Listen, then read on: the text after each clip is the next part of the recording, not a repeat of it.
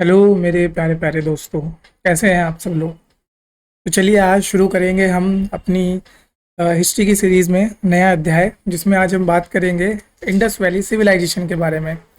Already हम इसके पिछले चैप्टर में या फिर हमने जो लास्ट लेक्चर किया था उसमें मैंने आपको स्टोन एज के बारे में अच्छा खासा कवर करा चुका हूँ मैं आपको। तो आई होप आपने वो लेक्चर देखा होगा और आपको वो लेक्चर बहुत अच्छा लगा हो। अगर आपको वो लेक्चर अच्छा लगा है तो आप ज़रूर कमेंट बॉक्स में हमें लिख के बताया करिए। आपको हमारी कोई गलती लगती है तो उसको भी बताया करिए। और आपको अगर हमसे कनेक्ट होना है तो आप नीचे दिए गए यूट्यूब चैनल और हमारा ये जो टेलीग्राम चैनल है इस पर कनेक्ट हो सकते हैं। इसमें आपको अच्छा, इससे कनेक्ट होने के फ़ायदे क्या क्या हैं वो मैं आपको बता देता हूँ। सबसे पहला फ़ायदा तो आपको डेली करंट अफेयर मिलेंगे। ठीक है, वो आपको दोनों इंग्लिश और हिंदी दोनों फॉर्म में मिलेंगे। तो आपको इंग्लिश में करंट अफेयर चाहिए तो आपको इंग्लिश में मिलेंगे, हिंदी में चाहिए तो आपको हिंदी में करंट अफेयर मिलेंगे। साथ साथ उन करंट अफेयर में उस दिन के टॉप 10 एमसीक्यूज भी होते हैं। ये हम लोग बनाते हैं, बहुत मेहनत करते हैं आप लोगों के लिए। तो बस आप लोगों को क्या करना है, उन करंट अफेयर को यूज़ करना है, पढ़ना है अच्छे से और अपने एग्ज़ाम में फोकस करना है। फिर आपको हमारे इंस्टाग्राम चैनल में भी आप हमारे साथ ज्वाइन हो सकते हैं, जिसमें आपको रेगुलर अपडेट्स मिल जाएंगे कि कौन सी वीडियो आने वाली है, कब आएगी, किस तरीके से आपको उसके बारे में, या हमारा अगर कभी डिले होता है किसी वीडियो को लेके तो वो सारे डाउट्स आपके हम इंस्टाग्राम में डालते रहते हैं। तो चलिए स्टार्ट कर देते हैं। मेरा नाम है अभिषेक पाल और ये कुछ एग्ज़ाम्स हैं जो मैंने अपने लाइफ टाइम में अभी तक क्लियर करे हैं। तो चलो आपका टाइम वेस्ट ना करते हुए मैं आपको बता देता हूँ कि इस क्वेश्चन को या इस चैप्टर को पूरा करने के लिए हमने कौन कौन से सोर्सेज लिए हैं। सबसे पहला सोर्स है हमारा ओल्ड एनसीईआरटी। ओके, दूसरा हमारे ओल्ड एनसीईआरटी का चैप्टर 7, तो चैप्टर 3 और चैप्टर 7, और फिर क्लास 12 का चैप्टर फर्स्ट। अगर आपको पढ़ना हो तो आप इन तीनों सोर्सेज को जाके देख सकते हैं। साथ साथ मैंने यहाँ पे रेफरेंस लिया है तमिलनाडु बुक्स का, जिसमें कि जो इंडस वैली सिविलाइजेशन वाला टॉपिक था उसमें से कुछ पॉइंट्स उठाए हैं, तो वो मैं यहाँ पे हाईलाइट करना भूल गया, बट अभी आपको बता देता हूँ। तो ओरिजिन की बात करें तो इंडस वैली सिविलाइजेशन के बारे में सबसे पहले इंसानों को कब जाके पता लगा, 1921 में। क्योंकि उस समय एक व्यक्ति थे आपके दयाराम साहनी, जिन्होंने हड़प्पा को खोजा था। तो हड़प्पा की जैसे ही खोज हुई उसके बाद से लोगों को पता लगने लगा कि ओके, इंडिया में एक सिविलाइजेशन है। क्योंकि इससे पहले यानी कि लगभग लगभग 1921 से पहले ये एक धारणा हुआ करती थी कि जो हिस्ट्री की शुरुआत है वो कहाँ पर है, वो यूरोप से हुई है। क्योंकि यूरोपियंस ने अपनी हिस्ट्री लिखी है और वो इंडिया को ऐसा मानते थे कि इंडिया में आपका कोई भी हिस्ट्री इतनी ज़्यादा पुरानी नहीं है, मतलब क्योंकि साक्ष्य ही नहीं थे हम पे शो करने के लिए। तो जब हड़प्पा खोजा गया और जब इसका एक्सकवेशन हुआ तब दुनिया की नज़रें खुली कि भैया इंडिया में तो सबसे पुरानी सिविलाइजेशन है। तो यानी कि सिविलाइजेशंस के जनक या फादर ऑफ सिविलाइजेशंस हमें कहा जा सकता है। सबसे पुरानी हिस्ट्री किसकी है, हमारी है। और देखिए वो हिस्ट्री हमें परेशान करते एग्जाम में, तो आपको वो हिस्ट्री परेशान ना करे उसी के लिए हमने ये सीरीज़ चलाई है। तो फॉलो करना है इस सीरीज़ को। जब आप बात करोगे इंडस वैली सिविलाइजेशन की तो इसमें जो शेप होता है वो कैसा बनता है, एक ट्रायंगल शेप बनता है। क्लियर, मतलब आप जब इसको देखोगे, अभी आगे मैप दिखाऊंगा तब आप देखोगे कि इसमें ट्रायंगल शेप इस तरीके से बनेगा ये आपका। ओके, और इसी के साथ साथ आपकी बहुत सारी सिविलाइजेशंस भी थी। तो यहाँ आपको अगर देखना चाहें तो आपका ट्रायंगल शेप कुछ इस तरीके से बन रहा है ये। तो ये आपको ध्यान रखना पड़ेगा। नेक्स्ट अगर मैं बात करूँ टाइम पीरियड, तो बहुत सारा टाइम पीरियड है, बट मोस्टली 2300 से लेके 1700 तक के टाइम पीरियड को ही हम मेन टाइम पीरियड मानते हैं। अब ऐसा क्यों, क्योंकि जितने भी हिस्टोरियंस हैं उनके बीच में आपस में कंसेंसस बैठा हुआ है कि किसी भी सिविलाइजेशन का जो मैच्योर टाइम पीरियड होगा हम उसी को उसका एग्जैक्ट टाइम पीरियड मान के चलेंगे। तो ये जो मैंने आपको 2300 से लेके 1700 तक का टाइम पीरियड बताया है ये उसका मैच्योर काल का टाइम पीरियड है। क्योंकि एक सभ्यता आप देखेंगे 3 फेजेस में होती है। सबसे पहले वो अर्ली फेज में होगी, फिर वो मैच्योर होगी और फिर उसका आखिरी फेज आएगा, दैट इज लेटर फेज। तो इन तीनों में से जो मैच्योर फेज का टाइम पीरियड होगा उसी को हम उस पर्टिकुलर पूरी सभ्यता का मान के चलते हैं टाइम पीरियड।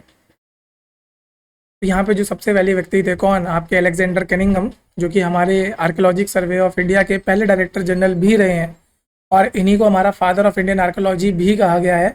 यही वो पहले व्यक्ति थे जिन्होंने हड़प्पा की खोज के या एक्सकवेशन के प्रयास करे थे। फिर यहाँ पर व्यक्ति का नाम आता है दयाराम साहनी, जिन्होंने 1921 में इसको खोजा था। और फिर उसके बाद आता है 1924 में, जिन्होंने पूरे ग्लोबल वर्ल्ड में ये अनाउंस किया था कि 1921 में एक नई सिविलाइजेशन खोजी गई है बाय दयाराम साहनी। तो हम देख लेते हैं क्या क्या डेवलपमेंट हुआ है। तो 1875 में अलेक्जेंडर कनिंघम ने हड़प्पा से मिली हुई एक सील के ऊपर पूरी रिपोर्ट पेश करी थी। फिर 1921 में हड़प्पा को खोज लिया गया था, एक्सकवेशन किया गया था। फिर 1925 में मोहनजोदारो में प्रॉपर एक्सकवेशन हुआ। हालांकि इसे खोजा कब गया था मोहनजोदारो को 1922 में, मतलब उसका डिटेल्ड एक्सकवेशन की बात हुई है यहाँ पे। फिर REM व्हीलर जो कि बाद में हमारे ASI के डायरेक्टर जनरल भी बने थे, इन्होंने हड़प्पा में दोबारा से एक्सकवेशन कराया। फिर SR राव आपके आते हैं जिन्होंने लोथल में किया। फिर BB लाल और BK थापर इन्होंने कहाँ पर किया है, कालीबंगन में एक्सकवेशन किया है। और उसके बाद आते हैं आपके RS बिस्ट जिन्होंने 1990 में कहाँ पे खोजा है, धोलावीरा। और धोलावीरा को बोला जाता है लेटेस्ट साइट। जो सबसे बाद में खोजी गई है वो कौन सी साइट है आपकी, धोलावीरा। तो आपको ध्यान रखना है कि हम इस लेक्चर के माध्यम से आपको ना ही सिर्फ कॉन्सेप्ट से अवगत करा रहे हैं बट साथ साथ आपके फैक्ट्स को भी इम्प्रूव कर रहे हैं। तो आपको बस हमारा साथ देना है बच्चों, शुरू से लेके आखिरी तक हम आपका साथ देंगे। और आप भी अगर लगातार नियमित इन लेक्चरों को देखोगे तो आपको आपके नॉलेज में भी वृद्धि होगी साथ साथ आपको हम और भी कई सारी चीज़ें सिखाएंगे कि एग्ज़ाम में आप किसी क्वेश्चन को किस तरीके से सॉल्व कर सकते हो। ओके, तो फेजेस की बात कर लेते हैं। फेजेस में 3 फेज है, अर्ली फेज है, मैच्योर फेज है, लेट फेज है। अर्ली फेज आपका 3300 से 2600 के लगभग तक का है, मैच्योर फेज 2600 से 1900 तक का है, और लेट फेज 1900 से 1300 तक का है। फिर हम अर्ली फेज की बात करें तो अर्ली फेज आप देख सकते हैं कि यहाँ पर जो मेनली एरिया था वो कहाँ का था, घाघर और हाकरा रिवर थे। तो ये वाला जो आप एरिया देख पा रहे होंगे, ये वाला एरिया होता है आपका अर्ली फेज का। इस अर्ली फेज में आपको देखने को मिलेगा एक सेंट्रलाइज अथॉरिटी हुआ करती थी और यहाँ पे अर्बन लाइफ हुआ करती थी। तो ये 2 इंपॉर्टेंट पॉइंट है जो आपको याद रखने हैं। फिर यहाँ पर आपको हालांकि कोई भी ट्रेड के साक्ष्य आपको देखने को नहीं मिलते हैं, मतलब माना यह जाता है कि इस समय के लोग ज़्यादा बाहर से ट्रेड नहीं करते थे। तो इस समय में सबसे इंपॉर्टेंट जो साइट होती है that is your Mehrgarh. Okay, तो मेहरगढ़ का नाम आपको हमेशा याद रखना है, मेहरगढ़ की साइट हुआ करती थी जो बहुत इंपॉर्टेंट है। फिर इस समय के लोग आपके कौन कौन सी क्रॉप्स उगाया करते, तो पीज, सेसमे सीड और कॉटन। कॉटन के बारे में ध्यान रखना है आपको, कॉटन आपका शुरुआत से इंडिया में उग रहा है। और इसकी बात हम जब आगे इंडस वैली से वैदिक सिविलाइजेशंस की बात करेंगे, वो चाहे लेटर वैदिक हो या फिर अर्ली वैदिक, तो वैदिक सिविलाइजेशन में भी आपको कॉटन देखने को मिलेगा। तो कॉटन ये मान के चल सकते हैं कि शुरुआत के समय से ही कॉटन आपका इंडिया के कल्चर का पार्ट रहा है। फिर मैच्योर हड़प्पा की अगर बात करें तो मैच्योर हड़प्पा में जो मेन फेजेस थे उनकी हम देख लेते हैं। तो इसमें मेन साइट्स कौन सी हो गई आपकी, मोहनजोदारो हो गई, यहाँ पे आप हड़प्पा देख सकते हैं, कालीबंगन, गनेरवाला, और बस ये आपको कुछ साइटें हैं जो याद रखनी है। तो यहाँ पर इस साइट की खासियत क्या होती थी, ये इस फेज की खासियत क्या है, इस समय आपको लार्ज अर्बन सेंटर देखने को मिले हैं। तो बहुत बड़े बड़े विशालकाय आपको यहाँ पे बिल्डिंग्स देखने को मिलेंगी और सारी की सारी बिल्डिंग्स क्या होती थी आपकी, अर्बनाइज्ड होती थी, बिल्कुल ऐसा लगेगा कि कोई शहर हुआ। ओके, एक और इम्पॉर्टेंट पेज जो इस समय का आपको ध्यान रखना है दैट इज़ योर लोथल। फिर यहाँ पर और क्या क्या साइट थी, मोहनजोदारो हो गया, चनुद्रो हो गया, लोथल, कालीबंगा, बनावली, सुटका गेंडोर और सुरकोटड़ा। फिर हम बात कर लेते हैं एक्सटेंड कहाँ से कहाँ तक था। मतलब आप देखोगे कि इंडस वैली सिविलाइजेशन कहाँ से लेके कहाँ तक थी। तो नॉर्थ में अगर हम बात करें तो नॉर्थ में आपका मांडा होता है, ईस्ट में आपका आलमगीरपुर होता है, साउथ में आपका दैमाबाद होता है और वेस्ट में आपका सुटका गेंडोर होता है। फिर अगर हम लेटर हड़प्पन फेज की बात करें तो यहाँ पर आप देखने को मिलेगा कि धीरे धीरे धीरे यहाँ पे डिक्लाइन होना शुरू हो गया था। कब, 1800 BC या 1900 BC के बाद। अब इसके बहुत सारे कारण हैं। कुछ कारण माने जाते हैं कि वहाँ पर इंटरनल कॉन्फ्लिक्ट्स थे। ओके, इंटरनल कॉन्फ्लिक्ट्स, क्योंकि आपस में वहाँ की जो पॉलिटी हुआ करती थी, क्योंकि हमें अभी तक इसके बारे में पता नहीं है।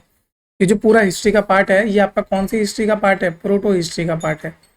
और प्रोटो हिस्ट्री मैंने आपको अपने फर्स्ट लेक्चर में बताया था कि प्रोटो हिस्ट्री वो हिस्ट्री होती है जिसकी स्क्रिप्ट तो हमको मिल गई है but we are still not able to decipher the script. Decipher मतलब हम अब तक इसके रहस्यों को नहीं खोज पाए हैं, हम इसको पढ़ नहीं पाए हैं। जब तक हम स्क्रिप्ट नहीं पढ़ लेते हमें ये नहीं पता लगेगा इस सभ्यता का अंत क्यों हुआ, क्या कारण रहे वो। अलग अलग हिस्टोरियन अलग अलग मत देते हैं। जैसे कि कुछ हिस्टोरियन बोलते हैं कि यहाँ पर फ्लडिंग आ गई थी, एक्सेस अमाउंट ऑफ फ्लडिंग हुई थी, एक तो उस वजह से। कुछ हिस्टोरियन कहते हैं यहाँ पे आर्यंस का इन्वेजन हुआ। तो इनमें से कौन सा मत ज़्यादा पावर रखता है या ज़्यादा क्रेडिबिलिटी रखता है वो हमें तब तक नहीं पता लगेगा जब तक हमको स्क्रिप्ट नहीं पढ़ लेते। ओके, तो ये आपको ध्यान रखना है। तो आर्कोलॉजिकल डेटा से हमें पता है कि ओके लेट हड़प्पन सिविलाइजेशन या लेट हड़प्पन फेज के बाद भी कुछ सालों तक आपको देखने को मिलता है छोटे मोटे एरियाज में आपको ये सेटलमेंट्स देखने को मिलते हैं, जैसे रंगपुर, रजौड़ी और कांथीवार पेनिसुला, जो कि कहाँ पर है आपका गुजरात में। यहाँ से आपको लेटर फेज देखने को मिलता है। इसी समय की कंटेम्प्रेरी कुछ सिविलाइजेशंस भी थी, जैसे कि आप देखोगे ये हड़प्पा तो ये रही, फिर यहाँ पे मेसोपोटामिया है, यहाँ पे इजिप्ट है, चाइना है। ये जो मेसोपोटामियन सिविलाइजेशन है ये सेकंड लार्जेस्ट सिविलाइजेशन है, मतलब आफ्टर हड़प्पा जो सबसे बड़ी सिविलाइजेशन और सबसे बिग है इन टर्म्स ऑफ कल्चर, वो कौन सी है? मेसोपोटामियन सभ्यता। और ये कौन सी दो नदियों पे स्टैब्लिश्ड है? देखिए जैसे हड़प्पा है तो हड़प्पा का तो मेन जो नदी है वो आपकी कौन सी नदी है? इंडस। जस्ट अ सेकंड में पेन की इंक चेंज कर लेते हैं। हाँ, तो इंडस नदी है किसके लिए? हड़प्पा के लिए। जब आप मेसोपोटामिया की बात करोगे तो यहाँ पर दो नदी है, यूफ्रेटस और टिग्रिस। ये दोनों की दोनों नदियाँ, एक नदी देखो यहाँ से आती है और दूसरी नदी इधर से आती है, तो इन दोनों नदियों के किनारे पे आपका मेसोपोटामियन सभ्यता बनी है। फिर नाइल वैली के आसपास जो आपकी इजिप्ट की सभ्यता है वो किसके आसपास है? नाइल वैली के पास है। और आपको पता होगा कि आपकी सबसे लॉन्गेस्ट रिवर भी कौन सी होती है? नाइल रिवर है, तो ये आपको ध्यान रखना है। फिर एक और है हुआंग वैली, ये भी कौन सी नदी के ऊपर है? हुआंग रिवर के ऊपर है। तो बस इसको आपको याद करते हुए चलना है, और ऐसे ही अगर आप डिटेल में पढ़ते हुए चलोगे तो आपको बहुत सी सारी चीज़ें हम धीरे धीरे धीरे धीरे कवर कराते चलेंगे। फिर बात कर लेते हैं कुछ सिटीज़ की। सबसे महत्वपूर्ण सिटी आपकी कौन सी हो जाती है? हड़प्पा की सिटी हो जाती है, क्योंकि ये कहाँ पर लोकेटेड होती है? ये रावी नदी के बगल में लोकेटेड है। तो आप देख पा रहे होंगे हड़प्पा, और ये रही रावी नदी आपकी। और इसको डिस्कवर किसने किया था? आपका दयाराम साहनी ने। लगभग 1921 में इसको डिस्कवर किया गया था। और यहाँ के कुछ स्ट्राइकिंग चीज़ें यानी कि स्ट्राइकिंग फीचर्स जो आपको इस जगह से देखने को मिलते हैं वो है आपके रो ऑफ 6 ग्रेनरीज, मतलब भंडार। ओके, आपको यहाँ से 6 भंडार मिले हैं। अब इस भंडार में अनाज रखा जाता था, तो एक तो ये आप एविडेंस ले सकते हैं। फिर यहाँ पे फ्रैक्शनल और कॉफिन बरियल्स के, मतलब जो मुर्दे होते थे या डेड बॉडी होती थी उनको गाड़ा जाता था या तो फ्रैक्शनल या फिर कॉफिन के अंदर। तो यहीं से आप इनके रिलीजन वगैरह के बारे में भी थोड़ा या फिर यहाँ की सोसाइटी के बारे में थोड़ा सा इन्फ्लुएंस निकाल सकते हो। फिर इंडस वैली सिविलाइजेशन को हम कभी कभी हड़प्पा सिविलाइजेशन भी कह देते हैं, क्योंकि हड़प्पा ही क्या है? वो पहली साइट है जिसको खोजा गया था। तो first site to be discovered वो कौन सी है? आपकी हड़प्पा ही है। ओके, नेक्स्ट हम चल लेते हैं आपका कहाँ? मोहनजोदारो में। मोहनजोदारो क्या थी? सेकंड सबसे इंपॉर्टेंट साइट है, सेकंड मोस्ट इंपॉर्टेंट साइट। क्यों? क्योंकि यहाँ से आपको बहुत ज़्यादा चीज़ें मिली है। तो लार्जेस्ट साइट है आपकी ये, discovered by R.D. Banerjee 1922। All दो ये कौन सी साइड पे पड़ती है? ये आपका पाकिस्तान साइड पे पड़ती है। तो कभी कभी दो सवाल आ जाते हैं, इंडिया में लार्जेस्ट और ऑल ओवर हड़प्पा में लार्जेस्ट। तो ऑल ओवर हड़प्पा की अगर बात करेंगे तो मोहनजोदारो सबसे लार्जेस्ट है। इंडिया की जब बात करोगे तो राखीगढ़ी आपकी सबसे लार्जेस्ट हो जाते हैं। तो कहाँ पर इंडिया में आपकी कौन हो जाती है? राखीगढ़ी। इस ये कौन सी नदी के किनारे पे आपका सिचुएटेड है? ये इंडस नदी के किनारे सिचुएटेड है। मैं आपको एक बार दिखा देता हूँ। हाँ जी, कहाँ है मोहनजोदारो? ये रहा आपका मोहनजोदारो, एक सेकेंड, ये रहा आपका मोहनजोदारो, और ये रही आपकी कौन सी नदी? इंडस नदी। तो ये आपको ध्यान रखना है। मोहनजोदारो का मतलब क्या होता है? माउंड ऑफ डेड, यानी कि मृतकों का टीला। ये एक ऐसा टीला है जहाँ पे सभी मृत हैं। फिर यहाँ से आपको क्या क्या मिलता है? ग्रेट बाथ मिलता है, ग्रेट ग्रेनरी मिलती है जिसमें अगेन वेयर हाउस की तरह होता है ये। और यहाँ पर आपको मोस्ट इंपॉर्टेंट चीज़ जो देखने को मिलेगी, पूरी की पूरी जो सिटी है वो ग्रिड पैटर्न पे बनी है। अब ग्रिड पैटर्न क्या होता है? मान के चलिए इस तरीके का पैटर्न ग्रिड होता है। तो यहाँ पर एक बिल्डिंग, यहाँ पर एक बिल्डिंग, यहाँ पर एक बिल्डिंग। ओके, किसी भी बिल्डिंग का जो गेट होता है वो मेन रोड पे नहीं खुलेगा, पीछे की तरफ खुलेगा, ताकि आने जाने वालों को कोई दिक्कत ना हो। और ख़ास क्या क्या चीज़ें हैं यहाँ से? पशुपति की सील मिलती है। और जब आप पशुपति की सील देखोगे तो इसमें 4 एनिमल आपको देखने को मिल रहे हैं। ये आपको टाइगर देखने को मिल रहा है, आपका राइनोसोरस देखने को मिल रहा है, ये आपका बफेलो देखने को मिल रहा है, और ये आपका एलिफेंट देखने को मिल रहा है। तो 4 जो जानवर है वो आपको याद रखने हैं। कौन कौन से हैं? टाइगर, बफेलो, एलिफेंट और आपका राइनो। ओके, ये आपको ध्यान रखना है। फिर पशुपति की शील में आपको देखो, यहाँ पे देख रहे हो एंटीलोप या फिर डियर, ये भी आपको देखने को मिलता है। साथ साथ इसी में आपको वन हॉर्न्ड यूनिकॉर्न, तो इसकी भी बात आपको देखने को मिलेगी, वन हॉर्न यूनिकॉर्न। ओके, जो पशुपति हुआ करते थे ये आपके किस चीज़ के देवता हुआ करते थे इस समय? ये आपके एनिमल्स के देवता हुआ करते थे। और फिर यहाँ से और क्या इंपॉर्टेंट चीज़ मिली है, बियर्डेड प्रीस्ट मिला है आपको देखने को। साथ साथ आपको एक और चीज़ देखने को मिलेगी, कॉपर की। कॉपर की एक स्टैचू मिलेगी जिसको नाम दिया गया है डांसिंग गर्ल। और इसके बारे में खास क्या चीज़ है कि ये कौन सी मुद्रा में खड़ी है? त्रिभंग मुद्रा। त्रिभंग मुद्रा की जब बात होगी तो दो लोग बहुत फेमस होते हैं, एक तो ये डांसिंग गर्ल बहुत फेमस है और एक आपके श्री कृष्ण जी बहुत फेमस है। वो भी, उनकी भी जितनी भी पिक्चर आपको देखने को मिलेंगी ना, वो सब त्रिभंग मुद्रा में खड़ी हुई आपको देखने को मिलेंगी। नेक्स्ट हम बात कर लेते हैं अगली साइड जो मोस्ट इंपॉर्टेंट है, दैट इज चनुद्रो।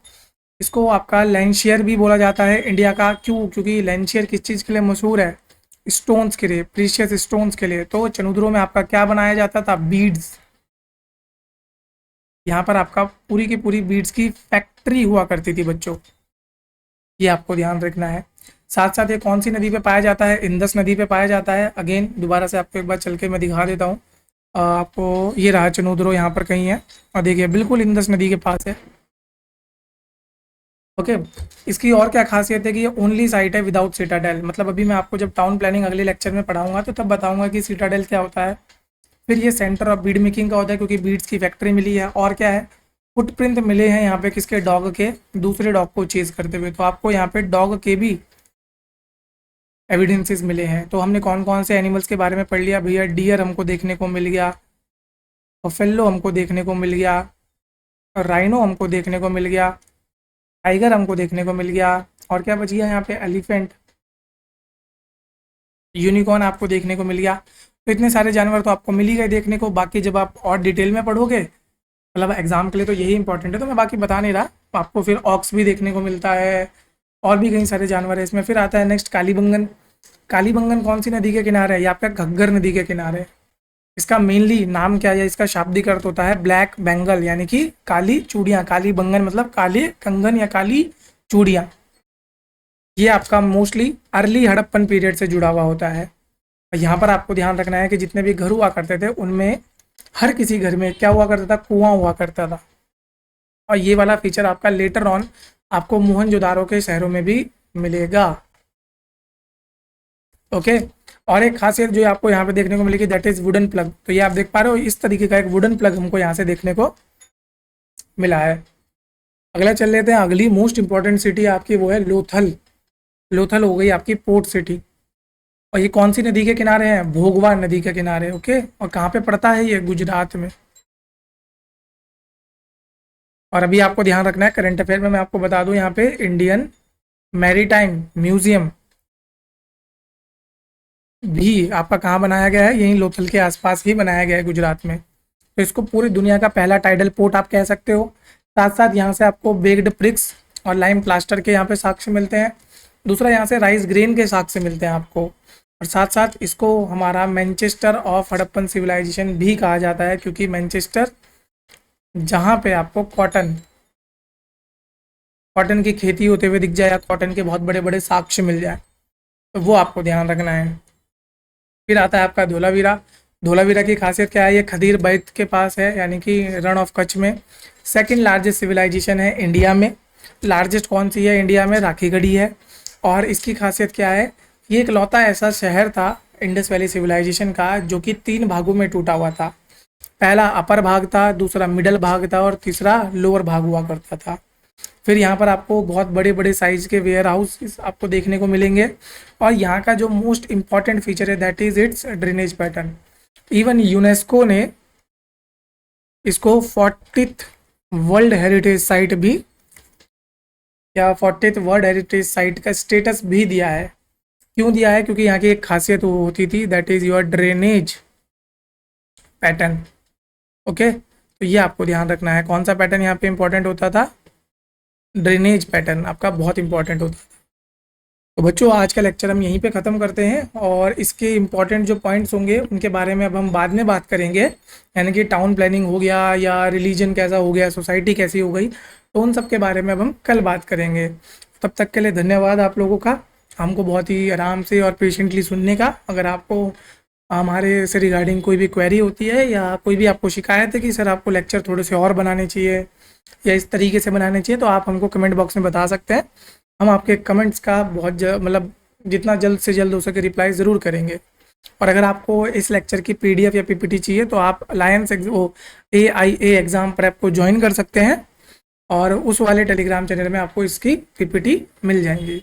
धन्यवाद।